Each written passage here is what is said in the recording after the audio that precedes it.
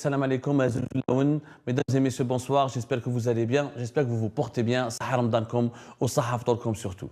Le 3 mars dernier, énorme polémique. France 2, télévision française, service public en France. Ce n'est pas CC News, ce n'est pas BFM, ce n'est pas Europe 1, ce n'est pas une chaîne de télévision du groupe Bolloré, comme on avait l'habitude à chaque fois qu'on parlait de l'Algérie en France. C'est la chaîne publique française qui diffuse une enquête de plus de 6 minutes qui parle de certaines méthodes utilisées par le pouvoir algérien pour faire taire ou intimider, pour reprendre le mot de France 2, les opposants algériens qui sont exilés en France. Et dans cette enquête, on a montré une opération d'infiltration, on peut appeler les choses ainsi, au sein d'un bureau qui est celui du bureau de sécurité du consulat général d'Algérie à Paris, où dans cette opération, un élément du MAC, un membre du mouvement pour l'autodétermination de la Kabylie, a fait croire au service secret algérien, parce que le bureau de sécurité, je rappelle toujours, c'est un local, c'est un organisme au sein du consulat d'Algérie qui est dirigé par le renseignement extérieur algérien. Donc cet élément du MAC a fait croire à ces services secrets algériens qu'il veut bénéficier des dispositions de l'Umm-Sheml, cette fameuse initiative dont nous avons parlé à maintes reprises, dont nous avons entendu parler sans jamais préciser les contours. Et voilà, France 2 qui fait exploser l'affaire, on entend des enregistrements où il y a des officiels algériens qui parlent à ce jeune militant du MAC ou à ce jeune membre du MAC pour essayer de lui expliquer, de le retourner, de lui dire si tu veux rentrer en Algérie, voilà ce qu'il faut faire, voilà là, le chemin. Bien sûr, la discussion fut affable. Ensuite, il y a une sorte d'audition qui a été effectuée. Et France 2, voilà, le documentaire a été diffusé largement. C'est une enquête qui a fait beaucoup de réactions. On nous a même confirmé qu'une plainte sera déposée prochainement par l'ambassade d'Algérie, qui a estimé qu'il y avait une campagne mensongère de calomnie, parce que France 2 a mis en exergue des pratiques d'ingérence étrangère sur le sol français. La polémique a enflé, mais beaucoup de questions sont restées sans réponse. Est-ce que le reportage de l'enquête de France 2 avait totalement raison? Qu'est-ce que c'est que cette initiative de l'Umm-Sheml, finalement? Qu'est-ce que c'est que cette idée de négociations qui sont menées par un bureau obscur des services secrets algériens à l'étranger avec des opposants algériens? Y a-t-il vraiment un processus de réconciliation qui a été mis en place? Un opposant algérien peut-il se réconcilier avec l'État algérien pour retrouver l'intégralité de ses droits civiques et juridiques? Pour répondre à toutes ces questions, nous avons décidé de mener une enquête à Algérie Part et nous nous sommes rapprochés de certains anciens membres du MAC, puisque c'est le reportage et l'enquête de France 2 avaient mis en place, avaient braqué les projecteurs et mis un focus sur ce mouvement-là. Nous avons rencontré, identifié d'anciens membres du MAC qui ont bénéficié pour le moment ou qui sont en cours de processus, on va dire, pour bénéficier de ce dispositif qui s'appelle l'Umm-Sheml, en français, la traduction exacte, l'initiative du rassemblement. Nous avons essayé de comprendre, nous allons essayer, nous avons parlé avec eux, mais on va aujourd'hui partager avec vous, à tous nos abonnés, chers téléspectatrices et téléspectateurs, leur vécu, leur témoignage et leur expérience en toute honnêteté, en toute objectivité, loin de tout jugement de valeur. On n'est pas là pour attaquer quiconque, pour dire celui-là ou celle-là l'a menti, etc. Nous voulons juste savoir qu'est-ce qui se passe dans les locaux de ces consulats algériens quand on est dissident ou membre d'un mouvement classé terroriste ou opposant virulent et qu'à un moment donné, il y a une table de négociation autour de laquelle les représentants du régime et du pouvoir et les représentants de l'opposition peuvent se retrouver. Donc j'ai l'honneur et l'immense plaisir d'accueillir avec moi d'agréables personnes, de très charmantes personnes et très lucides personnes qui ont accepté de s'exprimer. C'est rare parce que le sujet est très sensible. C'est pour ça que je salue tous les participants, vraiment. Donc je commence par M. Taïb Abdelli, écrivain, poète, militant de la cause berbère. Merci beaucoup d'avoir accepté notre invitation. Merci de nous recevoir. On est là pour éclairer un petit peu certaines lanternes et puis, ma foi, pourquoi ne pas dire un certain nombre de vérités qui méritent d'être connues. Merci beaucoup, c'est Taïb. J'ai aussi le plaisir et l'honneur d'accueillir avec moi Matob Kamel. Merci beaucoup, Azul Filaoun Matob. Merci beaucoup d'avoir accepté notre invitation et merci beaucoup d'être venu à notre plateau pour débattre et discuter. Merci pour l'invitation. On est là pour dire la vérité que la vérité. Voilà. Et j'ai aussi le plaisir et l'immense plaisir d'accueillir Mohamed Bellossif, ancien membre du MAC aussi. Merci beaucoup d'avoir accepté notre invitation et d'être venu pour parler avec nous, toute franchise. Et ça me fait vraiment plaisir de vous rencontrer. Eh bien, le plaisir est partagé. Shukran ala dawa. Voilà, on attend pour présenter notre témoignage de cette expérience et puis répondre à toutes les questions, les interrogations qui sont autour de cette question-là. Parfaitement. Parfaitement. Alors, avant de commencer avec les invités du plateau, j'ai aussi un autre invité qui m'a vraiment accordé un immense honneur de nous consacrer quelques minutes alors qu'il est en déplacement. J'ai avec moi Nordine L'Arab. Nordine, merci beaucoup d'avoir accepté notre invitation. Tu n'es pas avec nous sur le plateau, tu devais être là avec nous. Alors, je te précise, on va tous se tutoyer pour instaurer un certain climat de sérénité et pour voilà, apaiser, parce que le thème est un peu grave, mais on va essayer de l'aborder entre Algériens pour essayer de comprendre les tenants et les aboutissants. Donc, c'est Nordine, Azul Filaoun, marhaba bik. Azul Filaoun, صحة رمضانكم ومرحبا بكم. Et je remercie votre chaîne de nous avoir accueillis pour nous questionner. Et on est là pour vous répondre de notre expérience, comment ça a été passé, notre retour au pays. Très bien. Merci. Alors, Nordine, est-ce que tu peux nous parler d'abord de ton parcours? Est-ce que tu as été un membre du MAC? Combien d'années tu as milité au sein du MAC? Ou combien d'années tu as activé au sein du MAC? Et est-ce que tu as occupé des fonctions importantes au sein du MAC ou est-ce que tu as été un simple sympathisant du MAC?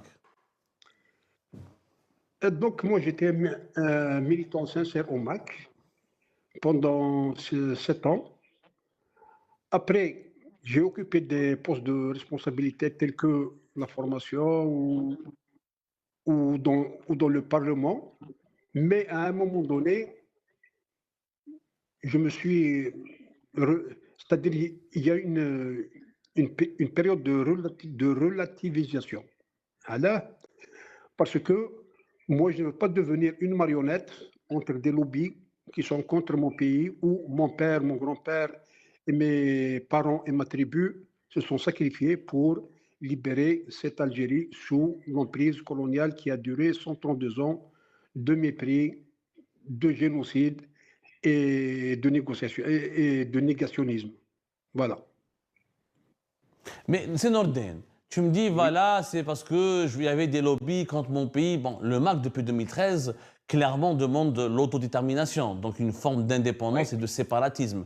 Pourquoi avoir attendu ces dernières années pour quitter le MAC est-ce que vraiment c'est un renoncement par conviction ou est-ce qu'il s'est passé quelque chose dans ta vie personnelle qui a mené à une certaine remise en cause? Juste pour être... je me permets de poser ces questions-là, pas pour entrer dans l'intimité, mais pour comprendre, pour que nos interlocuteurs ou les gens qui nous regardent comprennent vraiment le cheminement. Comment, après avoir, pendant des années, être membre du MAC ou militer au sein du MAC, on se retrouve à tout remettre en cause et à se rappeler que l'Algérie doit rester indivisible? Non, la première fois, on a milité pour viser haut, pour avoir le minimum ou le moyen. Mais à un certain moment donné, parce que l'autodétermination, comme moi la définisse, l'autodétermination pour moi, c'est de donner le choix à une personne d'être autonomiste, fédéraliste, nationaliste ou indépendantiste.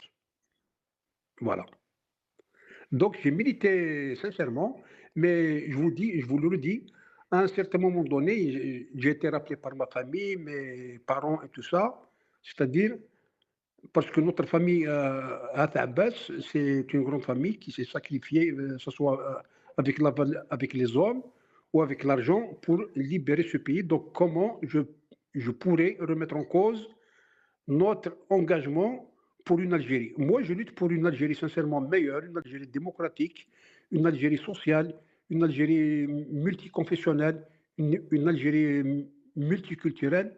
C'est-à-dire, je veux une autre république. Une autre république qui va naître, qui va laisser la république qui a libéré le pays, et une république où on va vivre ensemble, chacun avec ses sentiments culturels, religieux et nationalistes. Voilà. Alors, Nordé, comment est-ce que tu peux nous confirmer que tu as bénéficié de ce dispositif, fameux dispositif dont on parle, qui est l'Mchem, l'initiative de rassemblement? Combien d'années tu étais resté en exil et quand est-ce que tu as pu revenir en Algérie et comment ça s'est passé les premières prises de contact pour amorcer un processus, Je ne sais pas si on peut parler de réconciliation ou de réhabilitation. Comment tu pourrais nous le décrire toi-même? C'est-à-dire, moi, à partir de 2019, je n'ai pas mis les pieds chez moi, en Kabylie, parce que la Kabylie m'est chère, et surtout Irélali ou la Vkayetna à Mizoul, c'est-à-dire, c'est là où j'ai grandi, où j'ai milité, où j'ai aidé des personnes, où on m'a aidé. Donc, après, moi, je ne pouvais pas rester une année sans rentrer à mon pays. Il y avait le Covid-19. Après, voilà. Après, moi, j'ai quitté le MAC. J'ai quitté le MAC, je l'ai quitté sincèrement. Pourquoi? Je vous l'ai dit, moi, je ne veux pas être un contrepoids.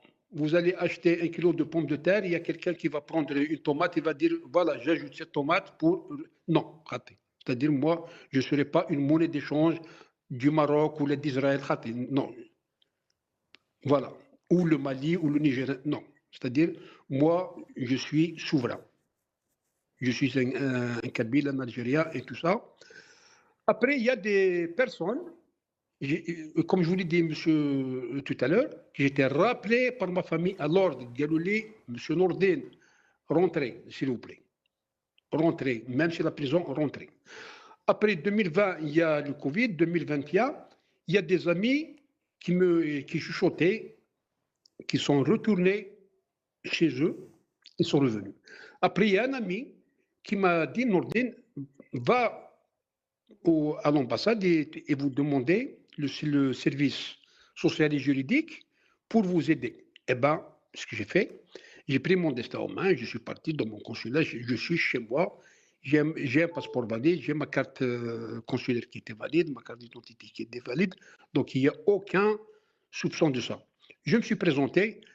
Si je vous dis qu'on m'a reçu, en tant qu'Algérien, en tant que frère, c'est un Kabyle qui m'a reçu et tout ça, il m'a dit, monsieur l'Arabe, voilà, voilà. Après, celui qui va vous dire qu'il y a, c'est une repentance ou une reddition, c'est faux. Le MAC, il a été inscrit comme organisation terroriste. Moi, je ne fais plus partie de ce mouvement. Alhamdoulilah. J'ai signé. Depuis quand, Nordin, vous avez quitté le MAC depuis quand? Et vous savez combien d'années que vous êtes à l'étranger? Et combien d'années vous avez milité au sein du MAC? J'ai milité 7 ans, c'est tout. J'ai milité 7 ans et j'ai quitté le MAC en 2021, début 2021. J'ai quitté le MAC, donc je n'ai aucune relation avec ce mouvement. Donc, au bureau, machallah, il n'y a ni pression, ni rien du tout. On m'a offert un café. J'ai signé la lettre. C'est fou celui qui va vous dire ils sont rentrés, ils sont revenus avec... Non, non, non, rien du tout. Moi, j'ai donné. D'ailleurs, on m'a laissé le choix. On m'a dit, monsieur l'Arabe, on va faire un entretien aujourd'hui et vous revenez quand vous voulez. J'ai pris mon temps, tout ça.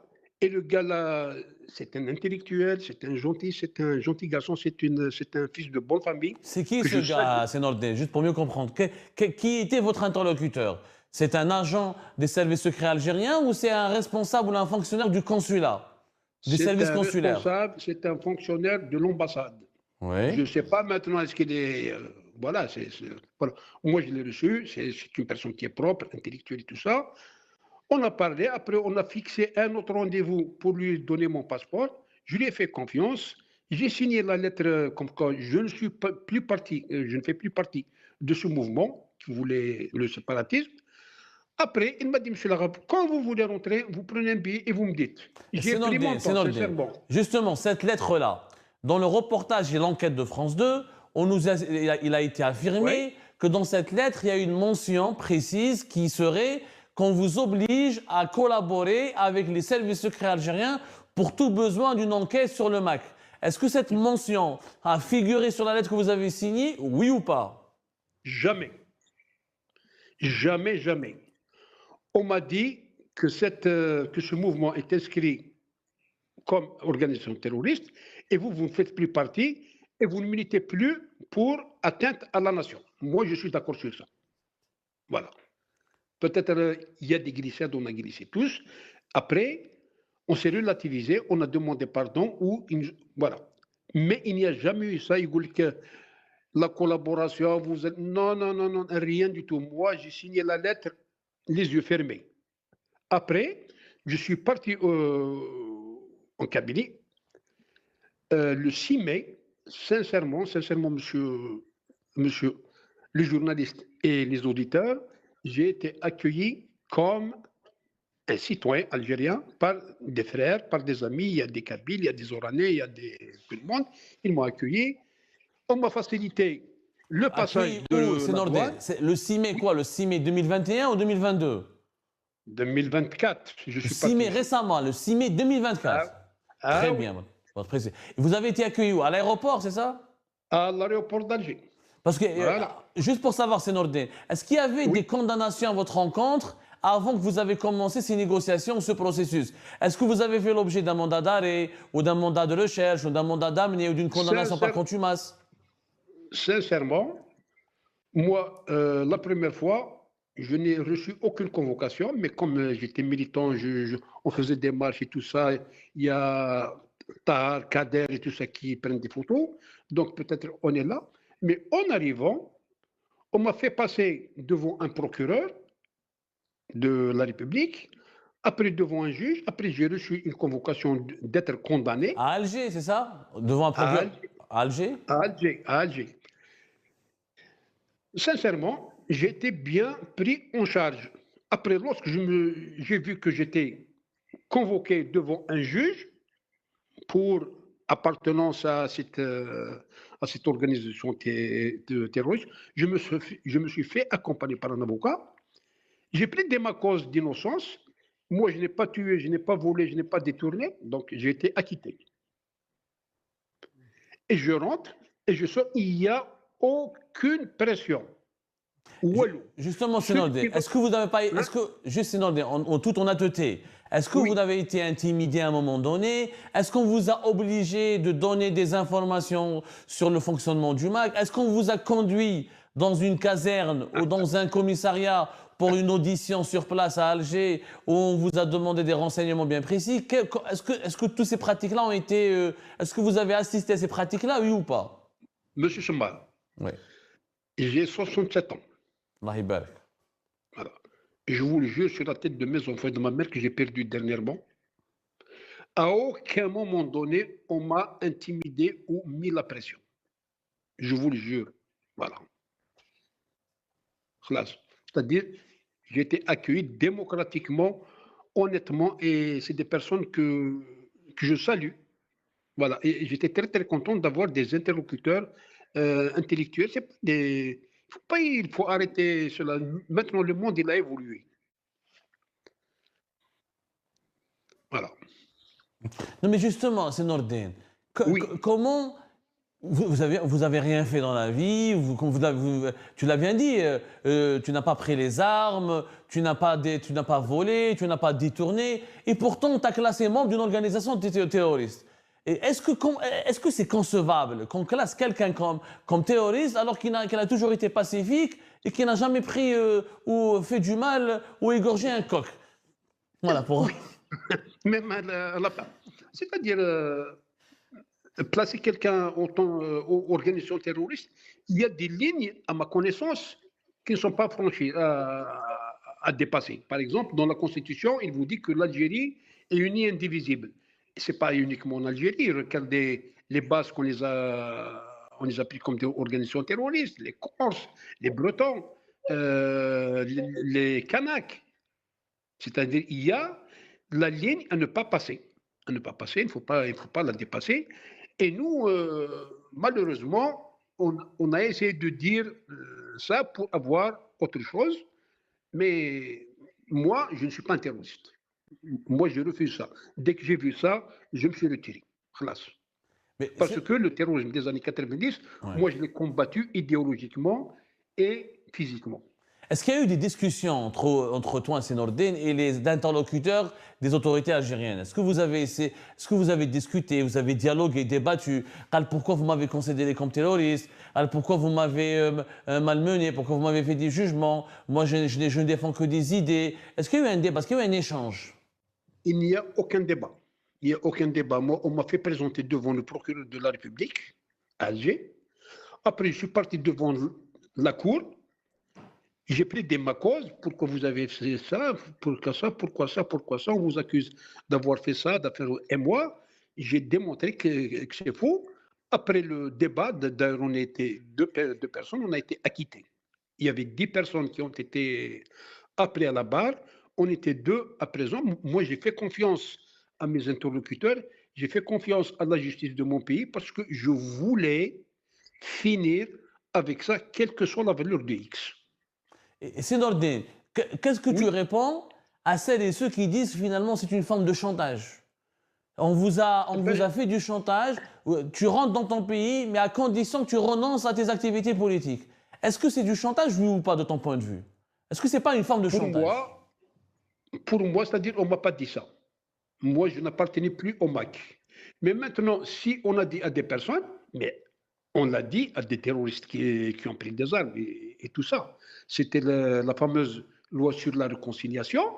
Donc, il doit se définir, est-ce qu'il est de ce côté-là pour une république unie et indivisible ou il va rester dans ses bottes. Moi, on ne m'a pas dit ça parce que moi, je n'étais plus du MAC. C'est-à-dire, tu as démissionné, tu as quitté le MAC avant même d'entamer ces négociations avec les autorités algériennes pour revenir au pays. Moi, les autorités algériennes, je n'ai pas négocié. Je vous dis que c'est un ami que j'ai entendu qu'il est rentré au bled.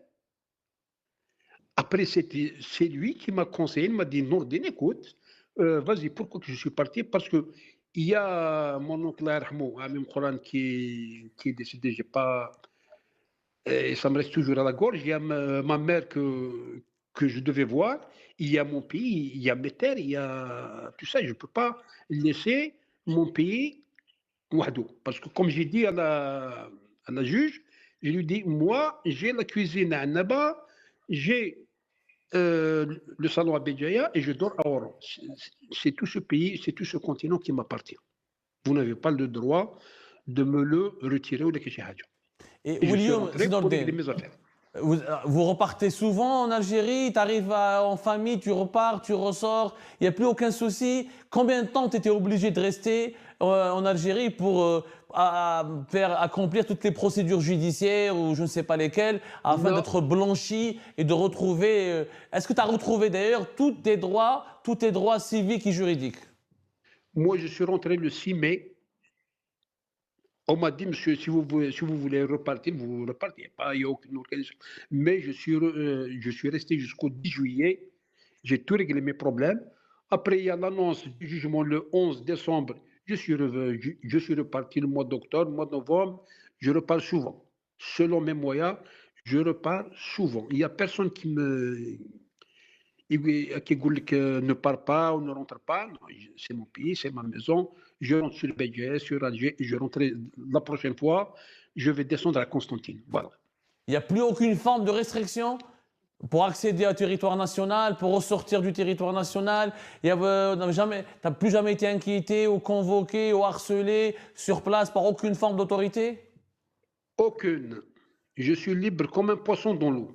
Merci beaucoup, Sénordine, pour ce témoignage. Je vais me diriger par les invités qui sont sur le plateau. Au plaisir de te rencontrer ou te voir. Je vous souhaite un très bon mois de Ramadan, une bonne fête, une bonne fin de carême pour les chrétiens et une très bonne perspective pour notre pays qui va se relever, Inch'Allah. Et pour la de M.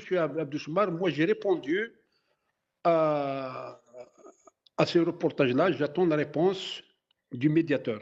Voilà. Merci. Merci beaucoup. Merci beaucoup. Très bien. Au revoir.